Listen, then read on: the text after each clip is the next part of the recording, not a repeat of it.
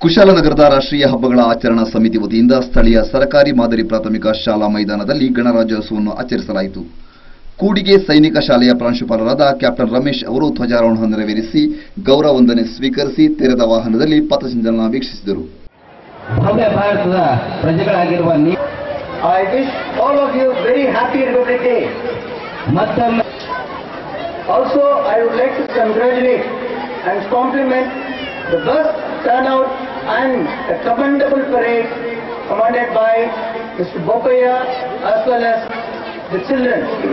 We must know how the celebration of Republic Day came into existence and its history. 26th January has its own significance, not only because of our constitution came into existence. Indian National Congress for India also started to observe this day as independent. ಕಾರ್ಯಕ್ರಮದ ಅಧ್ಯಕ್ಷತೆಯನ್ನು ರಾಷ್ಟ್ರೀಯ ಹಬ್ಬಗಳ ಆಚರಣಾ ಸಮಿತಿಯ ಅಧ್ಯಕ್ಷರಾದ Paul S Verma ವಹಿಸಿದರು.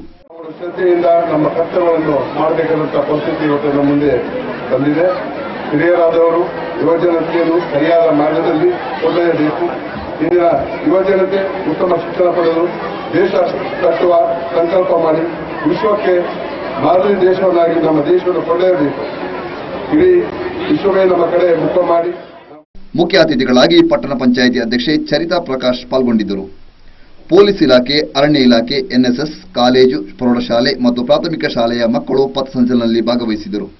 ನಂತರ ಶಾಲಾ ವಿದ್ಯಾರ್ಥಿಗಳಿಂದ ವಿವಿಧ ಸಾಂಸ್ಕೃತಿಕ ಕಾರ್ಯಕ್ರಮಗಳು ನೆರವೇರಿದವು.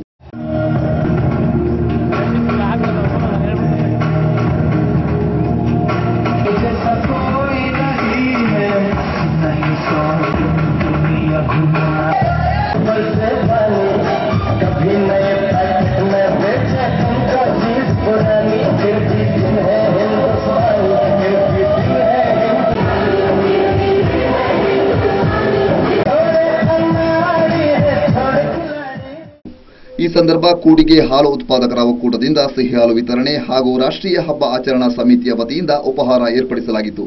ಸುದ್ದಿ ಸಂಗಮಕ್ಕಾಗಿ ಎಚ್ಎಂ ರಘು, ಕುಶಾಲನಗರ.